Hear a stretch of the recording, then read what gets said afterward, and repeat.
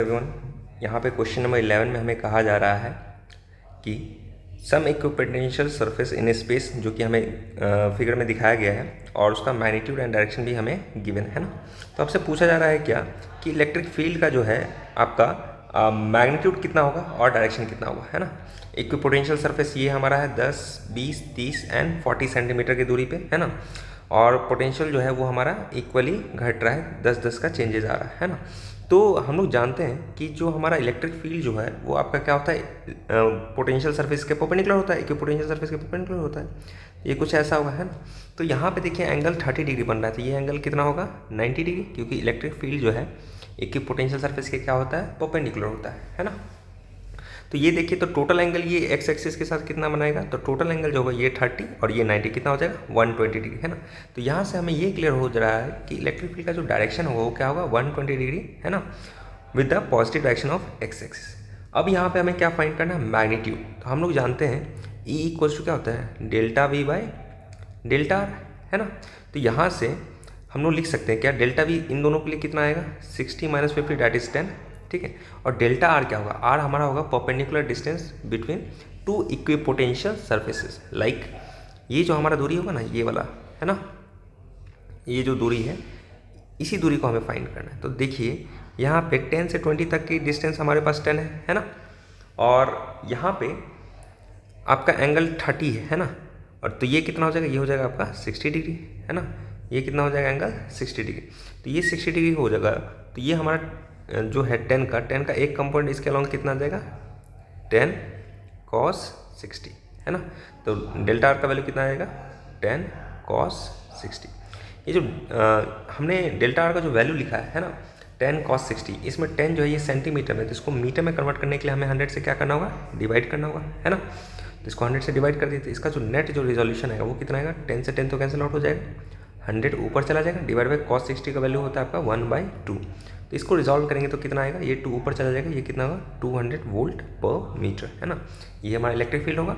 और एंगल कितना बनाएगा, ये जो एंगल है ये हमारा बनेगा 120 degree from the positive direction of x axis. तो कौन सा ऑप्शन करेक्ट हो जाएगा, ये जो होगा हमारा ऑप्शन नंबर 3 जो है ये आपका करेक्ट हो जाएगा, ठीक है। Let's move to the next question. यहाँ पे क्वेश्चन नंबर 12 में हमें बोला जा रहा है क्या, एक हॉलो कंडक्टिंग स्फीयर है जो कि इलेक्ट्रिक फील्ड में है ना, किसके कारण, इस पॉइंट पी पे जो चार्ज रखा है उसके कारण। तो हमें बताना है कि potential at A B C क्या होगा, है ना। तो सबसे पहले इंपॉर्टेंट कॉन्सेप्ट ये है हमारा कि जब कभी भी कंडक्टिंग स्फीयर होता है ना, तो कंडक्टिंग स्फीयर क्या होता है, इक्विपोटेंशियल होता है ना। यहाँ पे आपको लग रहा हो कि इलेक्ट्रिक फील्ड के पास में ये पॉइंट सी है ना, और ए क्या है उसके डायरेक्शन में जा रहा है। तो हम लोग ऐसा मानते हैं कि इलेक्ट्रिक फील्ड के डायरेक्शन में जो पॉइंट होता है उसका पोटेंशियल कम होता है ना। बट यहाँ पे बोला क्या गया है, hollow conducting sphere, which means ये जो कंडक्टिंग स्फीयर होने वाला है वो क्या होगा, ये हमारा इक्विपोटेंशियल होगा, है ना। तो जो पोटेंशियल पॉइंट सी पे होगा वही बी पे होगा वही ए पे होगा, है ना। तो इसके अकॉर्डिंग हमारा करेक्ट आंसर जो होगा वो होगा आपका V A equals to V C, that is option number 4, okay. अब यहाँ पे क्वेश्चन नंबर 13 में हम लोग देखते हैं। क्वेश्चन नंबर 13 में बोला जा रहा है इनिशियली जो है एक इलेक्ट्रिक डायपोल है जो कि यूनिफॉर्म इलेक्ट्रिक फील्ड के परपेंडिकुलर है। लेट्स सपोज यहाँ पे इलेक्ट्रिक फील्ड हमारा positive direction of x axis में है और इलेक्ट्रिक डायपोल क्या है, इसके परपेंडिकुलर है, तो इसको ऊपर लिख दिया, है ना। तो हमसे पूछ रहा है work done to rotate the dipole by an angle of 180 degree, है ना। तो ये इनिशियल केस है, ठीक है। इसको जब रोटेट कर देंगे तो फाइनल हमारा केस कैसा होगा, फाइनल केस हमारा कुछ इस तरीके से होगा, ये इलेक्ट्रिक फील्ड और डायपोल का डायरेक्शन किधर होगा, नीचे की तरफ, है ना। तो वर्क डन जो होता है वो क्या होता है, चेंज इन पोटेंशियल एनर्जी, है ना, that is final potential energy minus initial potential energy, है ना। और पोटेंशियल एनर्जी का फॉर्मूला था P cos theta with negative sign, तो ये minus of P cos theta. यहाँ पे थीटा कितना हुआ, ये देखिए ये 90, ये भी 90, ये भी 90, तो कितना 270, ठीक है। फिर minus initial potential minus of P cos theta, यहाँ पे इनिशियल में कितना है 90, तो कॉस 90। हम लोग जानते हैं कॉस 90 का वैल्यू 0 होता है, कॉस 270 का वैल्यू क्या होता है 0 होता है, तो ओवरऑल कितना आएगा 0, है ना। तो यहाँ पे ऑप्शन नंबर 2 क्या होगा, करेक्ट आंसर होगा, ठीक है। Now let's move to the next question, question number 14। इसमें हमें कहा गया है कि 2 कैपेसिटर है जिसका कैपेसिटेंस कितना है 2 माइक्रोफैराड एंड 6 माइक्रोफैराड है ना, और यहाँ पे 2 बैटरी है जिसका ईएमएफ कितना है 8 वोल्ट एंड 2 वोल्ट है ना। तो चलिए रिजॉल्व करते हैं यहाँ पे। और बोला गया कि now capacitor are disconnected from the battery and connected together with opposite polarity, तो पोटेंशियल ऑफ ईच कैपेसिटर कितना होगा है ना। तो ये हमें फाइंड करना है। तो ये आपका 2 माइक्रोफैराड का है ना, इसको 8 वोल्ट से कनेक्ट किए हैं, और दूसरा है हमारे पास 6 माइक्रोफैराड का, इसको हम कितने वोल्ट से कनेक्ट किए हैं 2 वोल्ट से है ना। इसके ऊपर कुछ चार्ज आया होगा, कितना आएगा Q equals to C V से, Q equals to C V से। यहाँ पे Q1 पे कितना आएगा, ये हो जाएगा 16 माइक्रोकुलम, और Q2 इक्वल्स टू C2V2 से कितना आएगा 12 माइक्रोकुलम है ना। अब क्या किया गया है कि दोनों को कंबाइन किया गया है ना, विथ अपोजिट पोलैरिटी। यहाँ पे प्लस था तो यहाँ माइनस, यहाँ पे प्लस था तो यहाँ माइनस। जब इसको कंबाइन किया गया तो कुछ ऐसा सीन बन रहा है। ये जो है ये हमारा प्लस, ये माइनस, यहाँ पे माइनस, ये प्लस है ना। ये हमारा कितना माइक्रोफैराड 6 माइक्रोफैराड का कैपेसिटर था, ये कितना था 2 माइक्रोफैराड का कैपेसिटर है ना। तो कॉमन पोटेंशियल के लिए हमने फॉर्मूला पढ़ा क्या, C1V1 प्लस C2V2 है ना, divide by C1 plus C2, ये पढ़े हैं ना। बट यहाँ पे क्या हो रहा है कि अपोजिट पोलैरिटी को कनेक्ट किए हैं, तो यहाँ पे प्लस की जगह क्या आएगा माइनस है। ये कितना आएगा C1V1 माइनस C2V2, ठीक है, डिवाइड बाय क्या C1 plus C1 minus C2 है ना। ये कितना है C1V1 मतलब Q1 कितना है 16 माइनस C2V2 कितना है 12 है ना, डिवाइड बाय क्या होगा, ये हो जाएगा C1 minus C2 date is कितना 2 माइनस 6 डेट इज -4 है ना। कितना आ जाएगा बताइए, यहाँ से आ जाएगा 4 divide by -4, this will be what -1 volt. -1 क्या साइन बता रहा है कि पोटेंशियल डिफरेंस तो है बट ये हमारा डायरेक्शन क्या है अपोजिट है, ओके, मतलब कि ये वाला जो है हायर पोटेंशियल। तो इसके अकॉर्डिंग मैग्नीट्यूड देखा जाए तो कौन सा हमारा करेक्ट आंसर होगा, option number 1 will be the correct answer, okay. यहाँ पे क्वेश्चन नंबर 15 में देखिए बोला जा रहा है, क्वेश्चन नंबर 15 में any metal plate connected to the earth needs not have zero charge on it. हाँ ये बात बिल्कुल सही है। जैसे कि हम लोग जानते हैं जब कभी अर्थिंग किया जाता है ना, तो ऐसा ज़रूरी नहीं कि सारा चार्ज जो है वो हमारा ग्राउंड में ही फ्लो हो जाए है ना। ऐसा भी होता है ग्राउंड से चार्ज हमारा क्या होता है उस मेटल प्लेट पे जाए है ना, या फिर उस कंडक्टर के ऊपर जाए है ना, ऐसा होता है। बट अर्थिंग जब हम लोग करते हैं ना तो उस केस में हमारा पोटेंशियल क्या होता है ज़ीरो होता है ना। तो यहाँ पे ऑप्शन असर्शन एंड रीजन दोनों क्या है करेक्ट है, ओके, और दोनों करेक्ट है एंड दोनों क्या है करेक्ट एक्सप्लेनेशन है। तो इसके अकॉर्डिंग कौन सा option number 1 will be the correct answer, ठीक है। क्वेश्चन नंबर 16 में बोला जा रहा है एक लाइन चार्ज है जिसका लीनियर चार्ज डेंसिटी कितना है लैम्डा है, इसको सर्कुलर रिंग के फॉर्म में हम लोग बेंड कर दिए। तो electric potential at the centre of the ring पूछा है। तो मान लीजिए जो भी आपका लाइन चार्ज जो होगा इसमें छोटे छोटे चार्ज होंगे है ना, और सारे चार्ज का जो सेपरेशन होगा सेंटर से फिक्स होगा कितना r यूनिट की दूरी पे। तो इसको कुछ ऐसा लिख सकते हैं k/dq/r है ना, इसको लिख सकते हैं। इसको क्या करेंगे इंटीग्रेट करेंगे, ये कितना आएगा, ये आ जाएगा k/q/r, ये आ जाएगा है ना। और यहाँ पे लैम्डा जो है वो क्या होता है चार्ज पर यूनिट लेंथ है ना, इसका लेंथ कितना है 2πr है ना, सर्कमफेरेंस के बराबर। तो ये कितना है q/2πr, यही किसके बराबर है लैम्डा के बराबर। तो यहाँ से q के वैल्यू को लिख सकते हैं हम लोग क्या 2πr लैम्डा के बराबर है ना। तो ये कितना आएगा k into 2πr lambda upon r, यहाँ पे r से r कैंसिल आउट हो जाएगा। k का वैल्यू होगा हमारा 1/4πε0 इंटू 2π लैम्डा, यहाँ पे पाई से पाई गया 2 2 जा 4, ये कितना आएगा लैम्डा अपॉन 2ε0 है ना। कौन सा option number 2 will be the correct answer, okay. Question number 17 में हमें बोला जा रहा है कि पोटेंशियल जो है इक्वेशन से रिप्रेजेंट किया गया 5xy, तो हमसे इलेक्ट्रिक फील्ड पूछा है ना। तो यहाँ पे हम लोग पार्शियल डिफरेंशिएशन लगाएं, ई इक्वल्स क्या होगा माइनस ऑफ डाउ वी अपॉन डाउ आर है ना। तो पार्शियल डिफरेंशिएशन क्या हो जाएगा, ये हो जाएगा माइनस ऑफ 5x फिर माइनस ऑफ 5y है ना। ये कहाँ पे बोला है x इक्वल्स टू 1 पे, y इक्वल्स टू 1 पे, z इक्वल्स टू 1। तो यहाँ पे वेरिएबल तो सिर्फ x और y है। ये कितना होगा माइनस ऑफ 5i फिर माइनस ऑफ 5j, यहाँ पे माइनस कॉमन ले लेंगे तो क्या हो जाएगा 5i प्लस 5j, है ना। तो कौन सा option, option number 2 will be the correct answer. Question number 18 में बोला जा रहा है एक सॉलिड नॉन कंडक्टिंग स्फीयर है ना। तो सॉलिड नॉन कंडक्टिंग स्फीयर मतलब कि आपका जो भी चार्ज होगा इसके बॉडी पे होगा, है ना। तो हमसे पूछा जा रहा है कितने डिस्टेंस, है ना, from its surface is that electric potential half of potential at the centre, है ना। तो सबसे पहले इलेक्ट्रिक पोटेंशियल जो हमारा सॉलिड स्फीयर के लिए था, सेंटर पे कितना था, ये था आपका KQ/2RQ into 3R² minus R²। ये हमारा इन जनरल फॉर्मूला होता है। जब सेंटर की बात की जाए तो स्मॉल r की वैल्यू क्या हो जाएगी, 0। तो पोटेंशियल एट O मतलब सेंटर पे कितना हो जाएगा, ये हो जाएगा 3/2 टाइम्स KQ/R, ये हो जाएगा, है ना। हमें लेट्स सपोज कोई एक पॉइंट x मान लेते हैं, है ना, एक पॉइंट P मान लेते हैं जो कि सरफेस से कितने यूनिट की दूरी पे है, x यूनिट की दूरी पे है, और यहाँ से सरफेस तक का दूरी कितना है, r है ना।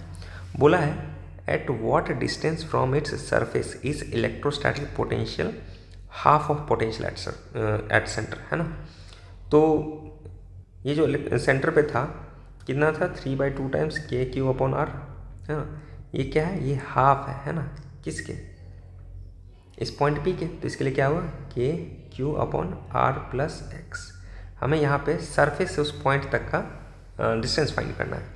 ओके, तो KQ तो कैंसिल आउट हो जाएगा, है ना, 2 से 2 भी कैंसिल आउट हो जाएगा। ये कितना बचेगा, 3/R equals to 1/R plus x। Cross multiply करेंगे, 3R plus 3x equals to क्या होगा, R, है ना। तो यहाँ पे क्या हो जाएगा हमारा, 2R इक्वल्स टू क्या होगा, माइनस ऑफ 3x। तो यहाँ पे x का वैल्यू कितना होगा, minus of 2R/3। I think यहाँ पे कुछ मिस्टेक हुआ है। At what distance from its surface, अच्छा सरफेस से पूछा है ना, यहाँ पे इसको करेक्ट करेंगे थोड़ा सा। ये जो टोटल दूरी है ना, हम लोग x मान लेते हैं टोटल दूरी को, ठीक है। अगर सरफेस से पूछेगा तो जो भी x का वैल्यू जो आएगा हमारा पॉइंट P के लिए, उसमें से r को माइनस कर देंगे। तो सेंटर पे कितना होगा पोटेंशियल, 3/2 टाइम्स KQ/R, है ना। ये क्या है, electrostatic potential half of potential out at the centre, है ना। तो पोटेंशियल एट पॉइंट P जो है वो half of potential at point O है ना। तो ऐसा इक्वेशन लिखना है। तो पोटेंशियल एट पॉइंट P क्या होगा, ये जगह KQ/X will be equals to 1/2 times potential at O कितना है, 3/2 टाइम्स KQ/R, है ना। KQ कैंसिल आउट हो जाएगा, ये कितना आएगा, ये हो जाएगा 2 2 जा 4R, क्रॉस मल्टीप्लाई करेंगे तो 4R इक्वल्स टू क्या आएगा, 3x, है ना। तो x का वैल्यू कितना आएगा, 4R/3। ये जो x का वैल्यू हम लोग कैलकुलेट किए हैं अभी, वो कहाँ से है, इस सेंटर से इस पॉइंट P तक के लिए है। बट हमें चाहिए डिस्टेंस कहाँ से, सरफेस से पॉइंट P तक के लिए। तो इसमें हमें r को माइनस करना होगा, है ना। तो इसको a मान लेते हैं पॉइंट को। तो AP इक्वल्स टू क्या होगा, x minus r, that is 4/3R minus r। This will be equals to what, R/3 is the final answer, है ना।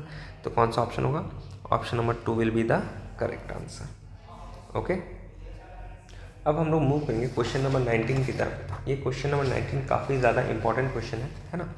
यहाँ पे हमें क्या बोला गया है, यहाँ पे हमें बोला गया है एक air filled parallel plate capacitor है ना, जिसका कैपेसिटेंस कितना है, C है। उसको बैटरी से कनेक्ट किया जिसका वोल्टेज क्या है, V, है ना। तो कुछ चार्ज आया होगा, कुछ इलेक्ट्रिक फील्ड होगा, कुछ एनर्जी डेंसिटी होगा, है ना। अब बोला जा रहा है कि बैटरी को डिस्कनेक्ट किया गया है और डाई इलेक्ट्रिक प्लेट को इंसर्ट किया गया है इसके बीच में, है ना। तो हम लोग जानते हैं जैसे ही डाई इलेक्ट्रिक प्लेट को इंसर्ट किया जाता है ना, तो उस मोमेंट पे हमारा कैपेसिटेंस क्या होता है, इंक्रीज होता है। क्योंकि कैपेसिटेंस का फॉर्मूला क्या होता है, एप्सिलॉन नॉट A/D, है ना। तो यहाँ पे एप्सिलॉन नॉट की जगह क्या हो जाएगा, एप्सिलॉन M आ जाएगा, है ना। और इसकी वैल्यू क्या हो जाती है, बढ़ जाती है। तो इसका आंसर हमारा कैपेसिटेंस क्या होगा, इंक्रीज करेगा। क्या करेगा, इंक्रीज करेगा। तो यहाँ पे B का तो हमारा Q आ गया, है ना। दूसरा है चार्ज। चार्ज तो हमारा कांस्टेंट ही रहने वाला है, क्योंकि Q इक्वल्स टू क्या था, CV। पहले जो भी कैपेसिटेंस था वो, और पोटेंशियल जो भी था पहले वो, है ना, दोनों को मल्टीप्लाई करके जो चार्ज था वो कांस्टेंट रहेगा, क्योंकि बाद में हम लोगों ने बैटरी से डिस्कनेक्ट कर दिया, है ना। तो हमारा चार्ज क्या होगा, रिमेन्स सेम, है ना। A का R हो जाएगा, B का Q हो जाएगा, है ना। तो दो ऑप्शन मैच कर रहा है, A 1 एंड 2। अब रिमेनिंग देखते हैं, इलेक्ट्रिक फील्ड। इलेक्ट्रिक फील्ड क्या होता है, ये होता है आपका सिग्मा बाय एप्सिलॉन नॉट, है ना। अब देखिए जब एयर फील्ड था तब तो एप्सिलॉन नॉट होगा, बट जैसे ही किसी मीडियम को लाओगे तो एप्सिलॉन नॉट की जगह क्या एप्सिलॉन एम आ जाएगा, मीडियम आ जाएगा, इसकी वैल्यू क्या होगी, बढ़ेगी, तो इलेक्ट्रिक फील्ड की वैल्यू क्या होगी, घटेगी। तो इलेक्ट्रिक फील्ड का वैल्यू क्या होगा, डिक्रीज है, मतलब कि ये क्या होगा, पी, सी का क्या होगा, पी, है ना। और डी क्या है, एनर्जी डेंसिटी, एनर्जी डेंसिटी का क्या फॉर्मूला होता है, ये होता है आपका 1/2 times epsilon not E square, है ना। तो यहाँ पे जब एयर होता है तब एप्सिलॉन नॉट होता है, तो इसके जगह एप्सिलॉन नॉट की जगह क्या आ जाएगा, एप्सिलॉन एम आ जाएगा, है ना। तो भले ही यहाँ पे एप्सिलॉन इसका वैल्यू बढ़ जाएगा, बट ई स्क्वायर है ना, तो ई स्क्वायर में हमारा क्या आ जाएगा, ये कुछ ऐसा बने 1/2 times epsilon not, epsilon M की जगह सिग्मा बाय एप्सिलॉन एम, है ना, इसका स्क्वायर। तो ओवरऑल इसको रिजॉल्व करोगे तो 1/2 टाइम्स एप्सिलॉन एम इंटू क्या होगा, sigma square by epsilon M का स्क्वायर। इसको कट करो तो एप्सिलॉन एम क्या होगा, नीचे में बच रहा है, और इसकी वैल्यू क्या हो रही है, बढ़ रही है। तो ओवरऑल हमारा जो है एनर्जी डेंसिटी भी क्या होगा, डिक्रीज करेगा। तो डी का भी क्या हो जाएगा, पी। तो ऑप्शन 2 क्या होगा, करेक्ट आंसर होगा। ठीक है, अगली क्वेश्चन की तरफ बढ़ते हैं। क्वेश्चन नंबर 20 में हमें बोला जा रहा है कि 3 पॉइंट है ए, बी एंड सी, जिसको इलेक्ट्रिक फील्ड के रीजन में लोकेट किया गया है ना। तो हमसे पूछा जा रहा है पोटेंशियल के बारे में। तो हम लोग जानते हैं कि इलेक्ट्रिक फील्ड के डायरेक्शन में जाने से हमारा पोटेंशियल क्या होता है, घटता है ना। और इलेक्ट्रिक फील्ड से दूर रहते तो हमारा पोटेंशियल क्या होता है, ज़्यादा होता है। तो यहाँ पे बी जो है इलेक्ट्रिक फील्ड के डायरेक्शन के अपोजिट में, तो पोटेंशियल बी का क्या होगा, ज़्यादा होगा। उसके बाद फिर सी का, उसके बाद ए का। तो ऑप्शन नंबर 3 क्या होगा, करेक्ट आंसर होगा। ओके, अभी क्वेश्चन नंबर 21 में हमें बोला जा रहा है कि 2 मेटालिक स्फीयर है ए एंड बी, जिसका रेडियस ए है ना, और दूसरे का क्या है, बी। ठीक है, ड्रॉ करते हैं, और दोनों का इलेक्ट्रिक पोटेंशियल क्या बोला गया है, सेम बोला गया है। ठीक है, ये ए है, ये बी है, इसका रेडियस स्मॉल ए, इसका रेडियस स्मॉल बी, है ना। तो ratio of surface charge density पूछा है। सबसे पहले वी ए इक्वल्स टू हम लोग वी बी इक्वेशन लिखेंगे। वी ए का फॉर्मूला क्या है, K Q A upon radius of A कितना है, small A, equals to K Q B upon radius of B क्या है, स्मॉल बी, है ना। और हम लोग जानते हैं सिग्मा इक्वल्स टू क्या होता है, चार्ज अपॉन एरिया, है ना। तो इसके लिए सिग्मा 1 कह लेते हैं, इसके लिए सिग्मा 2 कह लेते हैं, है ना। तो सिग्मा 1 इक्वल्स टू क्या होगा, Q A divide by area क्या होगा, 4 पाई ए स्क्वायर। तो ये हो जाएगा आपका के into sigma 1 into 4 pi A square divide by क्या होगा, ए, इक्वल्स टू क्या होगा, के इंटू सिग्मा 2 इंटू 4 पाई बी स्क्वायर अपॉन में क्या होगा, बी। 4 पाई से 4 पाई कैंसिल आउट हो जाएगा, के से के भी कैंसिल आउट हो जाएगा, यहाँ पे ए से ए कैंसिल आउट होगा, बी से बी कैंसिल आउट होगा। ये क्या होगा, sigma 1 into A will be equals to sigma 2 into B. तो यहाँ से सिग्मा 1 अपॉन सिग्मा 2 का जो वैल्यू है वो क्या आएगा, बी बाई ए के बराबर, जो कि क्या है, ऑप्शन नंबर 1। ओके, अगला क्वेश्चन है क्वेश्चन नंबर 22। यहाँ पे हमें बोला जा रहा है इलेक्ट्रोस्टैटिक पोटेंशियल का वेरिएशन कैसे होगा सॉलिड कंडक्टिंग स्फीयर के केस में। तो पोटेंशियल के लिए फॉर्मूला हम लोगों ने पढ़ रखा है क्या, के Q by 2r³ into 3r square minus small r square, है ना। तो इसके लिए ग्राफ हमारा कुछ कैसा होता है, ऑप्शन नंबर 2 जैसा होता है ना। क्योंकि जैसे ही हम लोग सॉलिड स्फीयर से बाहर निकलते हैं ना, तो पोटेंशियल जो है उसका फॉर्मूला क्या होता है, K Q upon small r, है ना। और जैसे ही पॉइंट जो है सॉलिड स्फीयर के बाहर निकले तो सॉलिड स्फीयर पॉइंट चार्ज की तरह बिहेव करेगा, and potential inversely proportional to R होगा, तो क्या होगा, हाइपरबोलिक होगा, है ना। और उसके पहले जो है हमारा, जब सॉलिड स्फीयर के अंदर किसी पॉइंट पे पोटेंशियल निकालेंगे तो कुछ इस प्रकार से वेरी करता है, जो कि ऑप्शन नंबर 2 रिप्रेजेंट कर रहा है ना। एक तो आपका स्ट्रेट लाइन नहीं होगा, है ना, क्योंकि आर स्क्वायर टाइम्स आ रहा है। साथ में ना ही कांस्टेंट होगा क्योंकि सॉलिड स्फीयर है, तो ये भी गलत है। ऑप्शन नंबर 3 में पोटेंशियल अंदर में है ही नहीं, ये भी। ऑप्शन नंबर 4 में पोटेंशियल है ही नहीं अंदर में, ये क्या है, गलत है। तो ऑप्शन नंबर 2 क्या होगा, करेक्ट आंसर होगा। क्वेश्चन नंबर 23, ये सबसे बेहतरीन सवाल है। इसमें देखिए हम लोग क्या करेंगे कि हर एक पॉइंट पे पोटेंशियल लिखेंगे। लाइक ये पॉइंट ए है, तो ये भी, इसका भी पोटेंशियल कितना होगा, ए। ये लाइव वायर से कनेक्टेड है, तो यहाँ पे कितना होगा, ए, है ना। इसका पोटेंशियल बी है, ये लाइव वायर से कनेक्टेड है, ये कितना होगा, बी। हमारे पास 2 पोटेंशियल बच रहे हैं, ए एंड बी। तो सबसे पहले ए एंड बी लिख दिए। अब देखिए ए और बी के बीच में कितना रेजिस्टेंस है, एक रेजिस्टेंस कितने ओम का, 15 ओम का। तो 15 ओम का हम लोग रेजिस्टेंस ड्रॉ कर देंगे, है ना। दूसरा क्या है, बी और ए के बीच में कितने ओम का, 10 ओम का। तो फिर से 10 ओम का रेजिस्टेंस हम लोग यहाँ पे ड्रॉ कर देंगे, है ना। फिर से ए और बी के बीच में कितना है 6 ओम का, तो 6 ओम का रेजिस्टेंस फिर से ड्रॉ कर देंगे, है ना। अब देख सकते हैं जो भी कॉम्बिनेशन है ये हमारा क्या है, पैरेलल कॉम्बिनेशन है। तो यहाँ पे क्या आएगा 1/R इक्वलेंट कितना आएगा 1/R1 plus 1/R2 plus 1/R3, है ना। तो इसको जब रिजॉल्व करेंगे कितना आएगा 1/15 प्लस 1/6 प्लस 1/10। इसका एलसीएम लेंगे हम लोग 15, 6 और 10 का, है ना। ये 3 5 जा 15, 3 2 6, ये 10 एज इट इज रहेगा। ये 5 से 5 1 जा 5 2, 5 2 जा 10, फिर 2 से 1 1 एंड 1, 5 2 जा 10, 10 3 जा 30, एलसीएम कितना आएगा 30। ये 2 प्लस 5 प्लस 3, है ना। तो यहाँ पे 1/R का जो वैल्यू है वो कितना आएगा 5 प्लस 3 8 प्लस 2 10, 10/30। तो यहाँ पे R इक्वलेंट कितना आ जाएगा 30/10, दैट इज 3 ओम। तो कौन सा ऑप्शन होगा, option number 3 will be the correct answer. Okay, question number 24 में बोला जा रहा है as shown in the figure current through 3 ohm resistance कितना है 1 ampere and reading of ammeter कितना है, इसमें जो करंट जो आ रहा है वो कितने एम्पियर का 3 एम्पियर। तो हमसे यहाँ पे वैल्यू ऑफ R पूछा जा रहा है। ओके, इस R का वैल्यू कितना होगा। हम लोग जानते हैं कि यहाँ पे ये जो 3 ओम का रेजिस्टेंस है इस R के साथ पैरेलली कनेक्टेड है, मतलब कि दोनों का पोटेंशियल जो होगा वो हमारा सेम होगा। तो इसके क्रॉस पोटेंशियल कितना होगा V equals to IR, that is 3 × 1 will be equals to what 3 volt. यहाँ पे पोटेंशियल कितना आ गया 3 वोल्ट। टोटल करंट हमारा कितना आना है 3 एम्पियर, जिसमें से 1 एम्पियर का करंट ऊपर जा रहा है तो रिमेनिंग 2 एम्पियर का करंट नीचे जा रहा होगा, है ना। और इसके क्रॉस भी पोटेंशियल हमारा कितना रहने वाला है 3 वोल्ट ही रहना है। तो R के अक्रॉस हम लोग इक्वेशन लगा देंगे ओम्स लॉ का, V इक्वल्स टू क्या IR, V कितना है 3, I कितना है 2। तो यहाँ से R का जो वैल्यू है वो कितना आएगा 3/2, this will be equals to what 1.5 ohm. कौन सा ऑप्शन, ऑप्शन नंबर 2। ओके, यहाँ पे क्वेश्चन नंबर 25 में बोला जा रहा है एक इलेक्ट्रिक बल्ब है जिसका रेटिंग कितना है 50 वॉट एंड 200 वोल्ट, है ना। इसको अगर हम लोग 100 वोल्ट सप्लाई के साथ कनेक्ट कर देंगे तो इसका पावर कंज्यूम कितना होगा उस वोल्टेज पे ये हमें फाइंड करना है। तो यहाँ पे हमारे पास रेटिंग पावर और रेटेड वोल्टेज दिया हुआ है। तो हम लोग जानते हैं पावर इक्वल्स टू क्या, तो V²/R होता है ना। तो यहाँ से हम लोग रेटिंग पावर रेटिंग वोल्टेज से रेजिस्टेंस को कैलकुलेट करेंगे तो R इक्वल्स टू क्या होगा V²/P।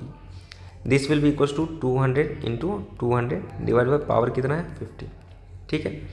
अब इसी बल्ब को क्या किया गया है, किससे कनेक्ट किया गया है 100 वोल्ट के सप्लाई से। तो उस केस में पावर निकाल, तो यहाँ से तो हमने रेजिस्टेंस को कैलकुलेट कर लिया है ना। अब क्या फाइंड करना है, पावर फाइंड करना है। तो पावर का फिर से इक्वेशन लगा दें क्या V²/R। इस बार वोल्टेज क्या रहने वाला है 100 वोल्ट, तो 100 × 100 डिवाइड बाई रेजिस्टेंस R का वैल्यू कितना है 200 × 200 डिवाइड बाई 50। तो 50 किधर चला जाएगा ऊपर, तो यहाँ पे 00 से 00 क्या होगा कैंसिल आउट हो जाएगा। कितना बचेगा हमारे पास 50 डिवाइड बाई 2 2 जा 4, है ना। ये कितना आएगा, ये आपका आएगा 12.5 वाट।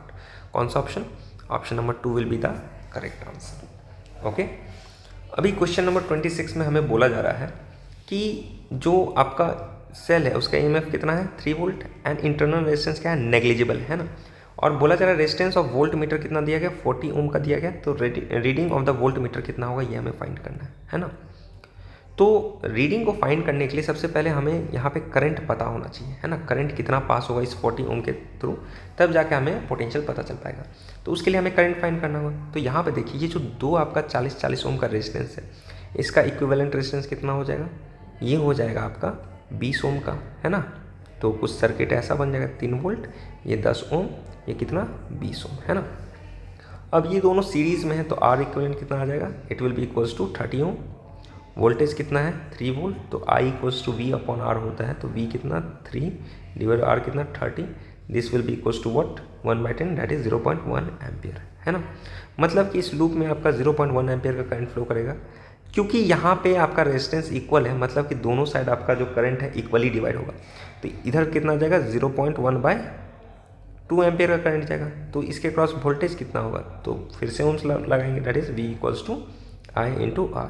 I कितना है 0.1/2, रेजिस्टेंस कितना है 40, है ना। इसको रिजॉल्व कीजिएगा, नीचे में 10, ये 0, 2 2 जा 4, कितना वोल्ट आएगा हमारे पास 2 वोल्ट। कौन सा ऑप्शन, ऑप्शन नंबर 1। ओके,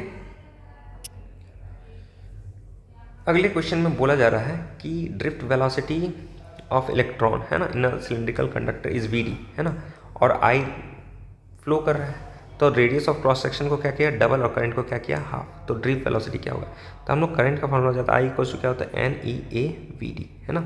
और एरिया जो होगा सिलेंड्रिकल कंडक्टर बोला है तो एरिया क्या होगा पाई आर स्क्वायर, है ना। तो इस एरिया को क्या हम लोग ऐसा लिख सकते हैं multiplied by pi R square, है ना।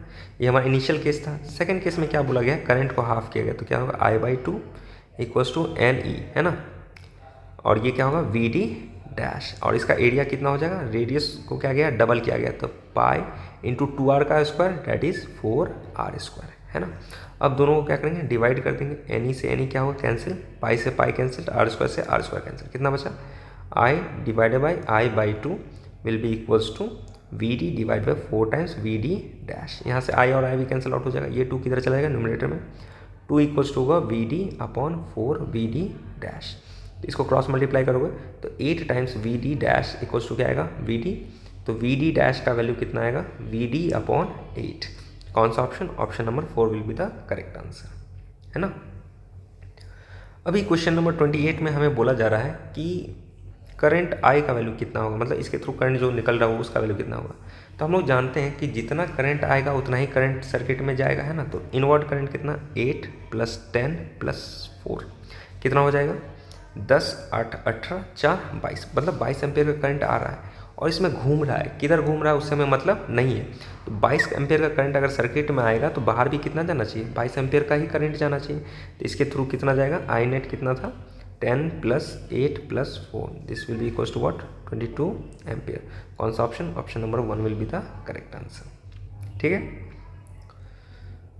क्वेश्चन नंबर 29 में हमें बोला जा रहा है कि एक इलेक्ट्रिक सर्किट दिया गया है जिसमें एमीटर का रेजिस्टेंस कितना है 20 ohm is connected to measure the current between point 1 and point 2, मतलब इसके बीच में एक एमीटर है, ठीक है, और इसका रेजिस्टेंस कितना है 20 ओम, है ना। तो इसका रीडिंग क्या होगा, तो इसके रीडिंग को फाइंड करने के लिए सबसे पहले हमें इस सर्किट में करंट फाइंड करना होगा। तो यहाँ पे सबसे पहले हमें क्या करना होगा, ये जो R है इसका R इक्विवेलेंट फाइंड करना होगा। तो लेट्स सपोज इस पॉइंट को हम लोग 1 मान लेते तो यहाँ पे पोटेंशियल सेम होगा, तो यहाँ पे भी पॉइंट क्या होगा 1, है ना। इस पॉइंट को 2 मान लेते तो यहाँ पे भी कितना होगा 2। 2 पॉइंट मिला है पॉइंट 1 एंड 2, तो पॉइंट 1 एंड पॉइंट 2 ड्रॉ कर लेते 1 2। यहाँ पे 1 से 2 के बीच में एक रेजिस्टेंस, ठीक है, फिर 2 से 1 के बीच में एक रेजिस्टेंस और 1 से 2 के बीच में फिर से एक रेजिस्टेंस, है ना। अब इसको कनेक्ट किया गया है क्या एमीटर के साथ, है ना। और ये कितना है 60 वोल्ट का बैटरी है, ये कुछ इस तरीके से बना 60 वोल्ट। एमीटर के पास रेजिस्टेंस आपका 20 ओम का है। ये जो R है इन सभी का वैल्यू कितना है 60 ओम। तो ये तीनों किस में है पैरेलल में, तो यहाँ पे R इक्विवेलेंट कितना आ जाएगा R/3, है ना, डैट इज 60/3। तो यहाँ पे सर्किट हमारा कुछ इस प्रकार से बन जाएगा, ये 60/3 that will be equals to 20 ohm. यहाँ पे भी कितना था 20 ओम, ये कितना वोल्ट 16 वोल्ट, है ना। ये 20-20 सीरीज़ में है तो R इक्विवेलेंट कितना आ जाएगा, R इक्विवेलेंट आ जाएगा 40 ओम, वोल्टेज कितना है 60 वोल्ट। तो I इक्वल्स टू क्या होगा V/R, this will be equals to what 60/40, है ना। ये कितना हो जाएगा, ये हो जाएगा 3/2, this will equals to 1.5 ampere, okay. तो कौन सा ऑप्शन हो जाएगा, option number 2 will be the correct answer.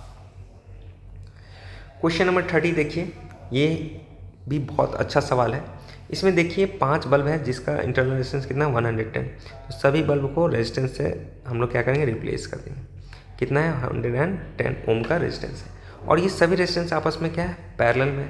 तो n नंबर ऑफ रेजिस्टेंस अगर पैरेलल में होता है तो R इक्विवेलेंट क्या होता है, वो होता है हमारा R/n। तो ये कितना होगा, यहाँ पे R इक्विवेलेंट कितना आएगा 110 बाई टोटल कितना है 5, है ना।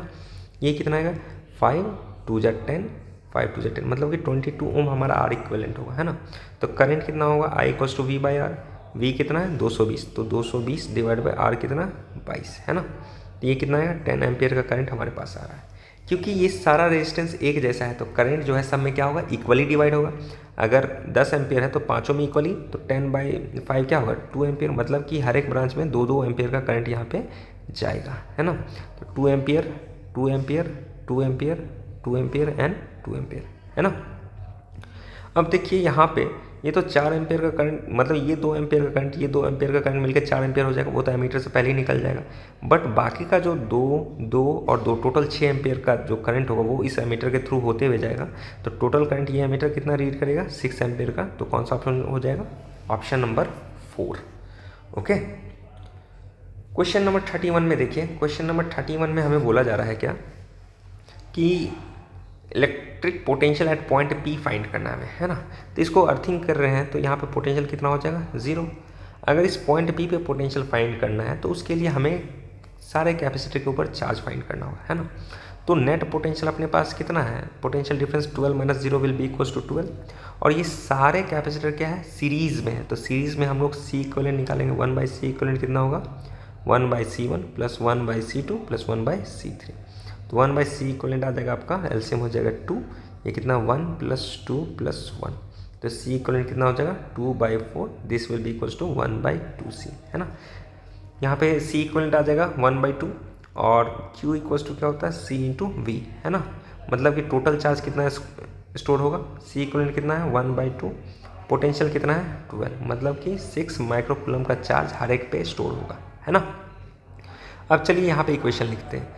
यहाँ पे पॉइंट ए से पॉइंट पी तक के लिए इक्वेशन लिखते हैं। तो point A, potential at point A, है ना, ये हायर पोटेंशियल, ये प्लस होगा, ये माइनस होगा, ये प्लस होगा, ये माइनस होगा। फिर माइनस होगा क्या, potential across this 2 microfarad capacitor, जो कि क्या होगा Q/C के बराबर, Q कितना है 6, तो 6/2 कितना होगा 3 वोल्ट, है ना।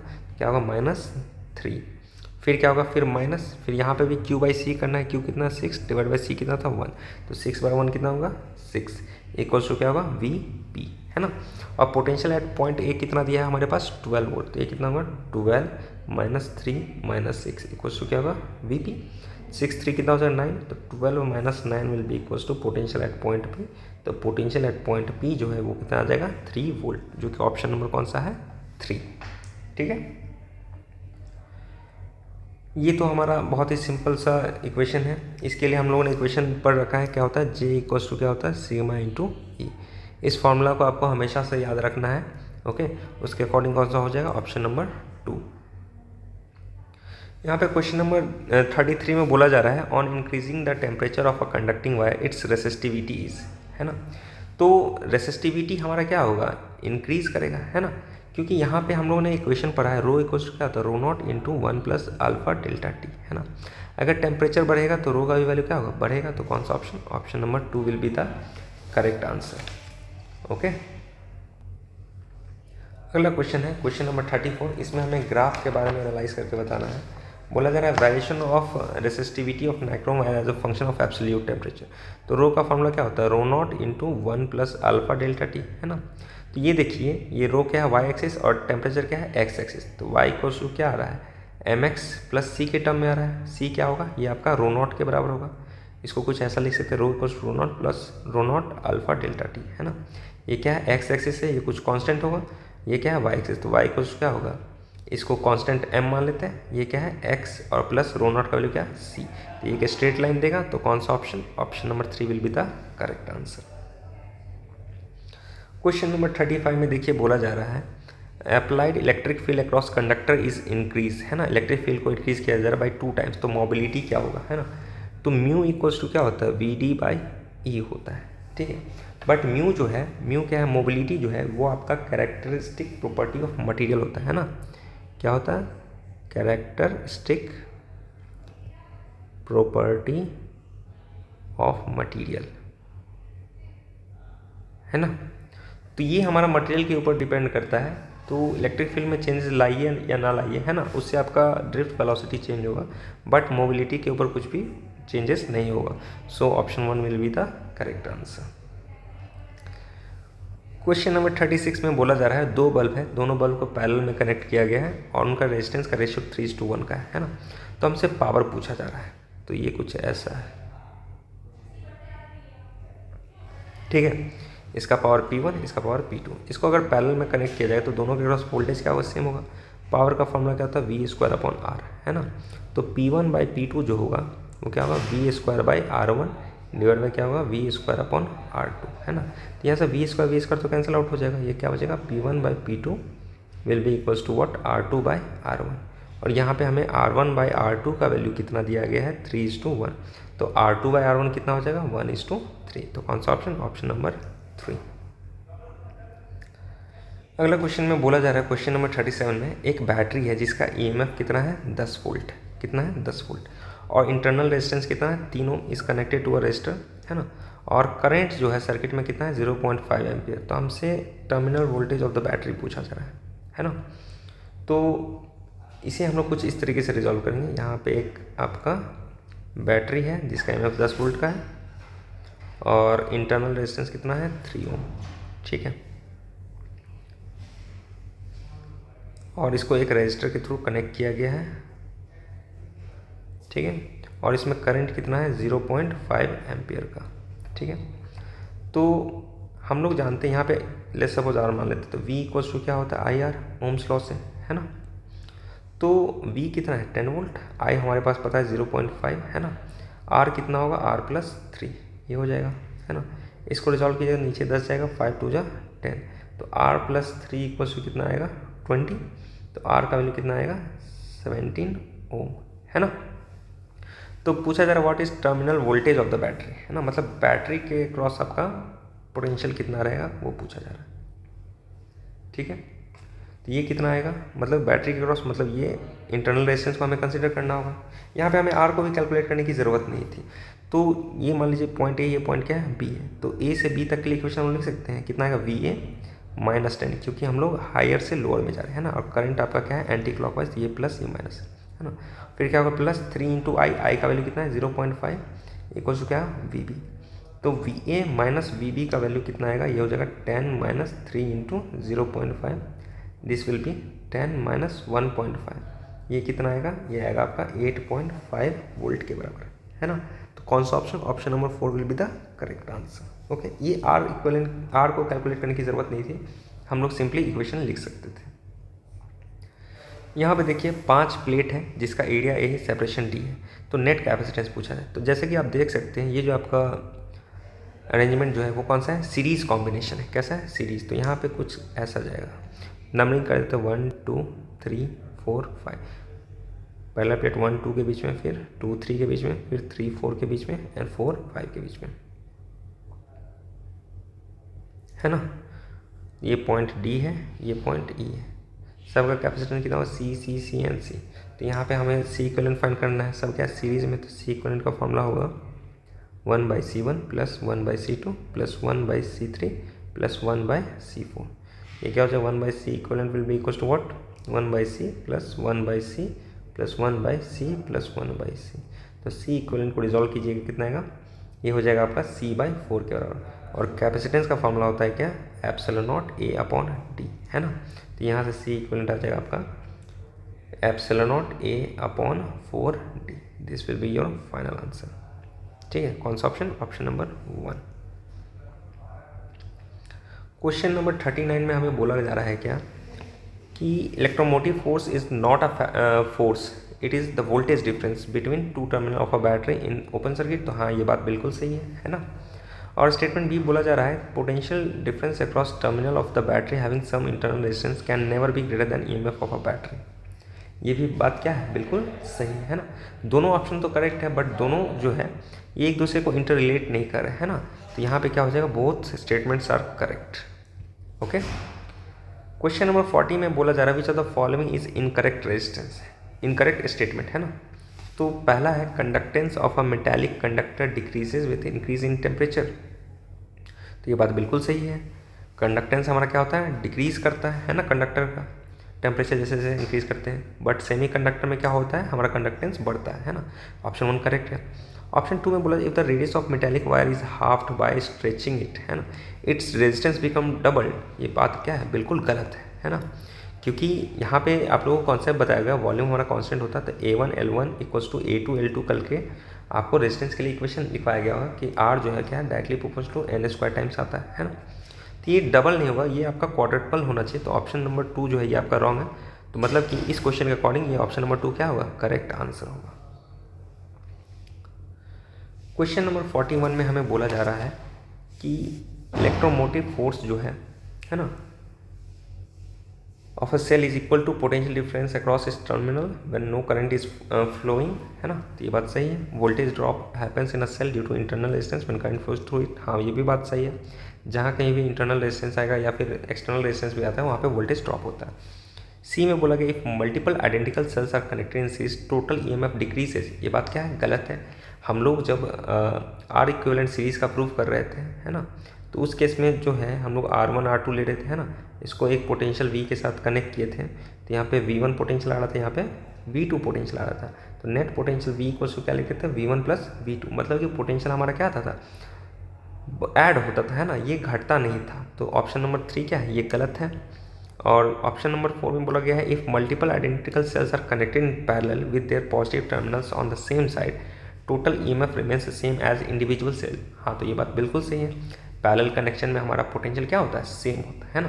तो कौन सा ऑप्शन हो जाएगा, option number 3, that is A, B and D, ये सब क्या है, करेक्ट है। क्वेश्चन नंबर 42 में बोला जा रहा है 2 cells of EMF 2 volt and 4 volt और इंटरनल रेजिस्टेंस कितना है 1 ओम, दोनों को किस में कनेक्ट किया है, सीरीज में, और ईएमएफ क्या है, उल्टा है। मतलब कि लेट्स सपोज 2 वोल्ट का हायर पोटेंशियल इधर है, तो 4 वोल्ट का हायर पोटेंशियल क्या होगा, राइट में होगा, है ना, और इसका भी इंटरनल रेजिस्टेंस होगा। तो equivalent EMF of this combination पूछा गया है ना। तो इक्विवेलेंट ईएमएफ कितना होगा, ये 4 वोल्ट का राइट में, 2 वोल्ट का लेफ्ट में, तो ईएमएफ इक्विवेलेंट कितना होगा, 4 - 2, this will be equals to what, 2 volt, है ना। नॉर्मली हम लोग सब्सट्रैक्ट कर देंगे। क्वेश्चन नंबर 43 में बोला जा रहा है the charge flowing through a resistor R equals to 2 ohm varies, है ना, चार्ज आपका वेरी कर रहा है, और हीट प्रोड्यूस इन 2 सेकेंड हमसे पूछा जा रहा है ना। तो सबसे पहले हीट का जो फार्मूला होता है क्या होता है, integration of P D T होता है ना। अब पावर इक्वल्स टू क्या होता है, आई स्क्वायर इंटू आर, और आई इक्वल्स टू क्या होता है, D Q over D T, मतलब कि यहाँ पे हमें करंट को फाइंड करना है। तो D Q over D T करोगे तो 3 तो कॉन्स्टेंट, ये 0 हो जाए, क्या हो जाएगा, -8t होगा, है ना, क्या होगा, -8t। तो पावर क्या होता है, आई स्क्वायर आर, मतलब -8t का होल स्क्वायर इंटू रेजिस्टेंस कितना है 2, ये कितना होगा 64t स्क्वायर इंटू 2, ये कितना आएगा 128t स्क्वायर, है ना। और हीट क्या होता है, integration of P D T, है ना, तो ये कितना आएगा, ये integration of 128t square D T. इसको इंटीग्रेट करना है कहाँ से कहाँ तक, 2 सेकेंड तक, मतलब 0 से 2 सेकेंड, है ना। तो 128 को बाहर ले आएंगे, टी स्क्वायर का इंटीग्रेशन हो जाएगा t³/3, कहाँ से कहाँ तक, 0 से 2 तक। ये कितना आएगा 128 इंटू 2 का क्यूब कितना हो जाएगा 8/3। इसको फर्दर रिजॉल्व करेंगे तो हमारे पास आंसर जो आएगा वो कितना आएगा 341.3 जूल, जो कि ऑप्शन नंबर कौन सा है, 2। ओके। क्वेश्चन नंबर 44 में हमें कहा जा रहा है कि चार्ज गिवन है ना, जो कि क्रॉस सेक्शन से मूव कर रहा है, तो करंट थ्रू कंडक्टर हमने पूछा जा रहा है कितने, t = 3 सेकेंड में। तो I = क्या होता है, dq/dt, तो d/dt ऑफ क्या करेंगे 5t² + 10t, है ना। ये कितना आएगा, ये आपका 10t + 10, है ना, कहाँ पे 3 सेकेंड पे, है ना। तो t = क्या करेंगे 3 पुट करेंगे, कितना होगा 10 × 3 + 10, this will be equals to what 40 milli ampere, है ना, क्योंकि चार्ज हमारा किस में था, माइक्रोकूलम में था, तो किस में आएगा, मिली एम्पियर में। कौन सा ऑप्शन, ऑप्शन नंबर 1। ओके, ये हमारा आज के टेस्ट का लास्ट क्वेश्चन है। इसमें हमें बोला जा रहा है क्या कि एक कंडक्टर गिवन है और करंट फ्लो कर रहा है ना। तो हम लोग जानते हैं कि जो आपका करंट डेंसिटी है ना, उसके लिए रिलेशन पूछा तो J = क्या होता है, I/A, है ना। करंट तो हमारा सेम रहने वाला है, बट क्रॉस सेक्शनल एरिया क्या होगा, चेंज हो रहा है। तो J जो है क्या है, इन्वर्सली प्रोपोर्शनल टू एरिया है। तो जहाँ पे एरिया कम होगा वहाँ पे करंट डेंसिटी क्या होगा, ज़्यादा होगा। तो A पे एरिया कम है, B पे एरिया ज़्यादा है, तो B पे JB जो होगा वो क्या होगा, JA, है ना। तो कौन सा option, option number 3 will be the correct answer. Okay, ये हमारे टेस्ट का आज का सारा क्वेश्चन था। हम लोगों ने इन डिटेल इसका सॉल्यूशन करा है ना। अगर आप लोगों को फिर भी कहीं पे प्रॉब्लम आता है तो आप कमेंट सेक्शन में मेंशन कर सकते हो। Okay, thank you.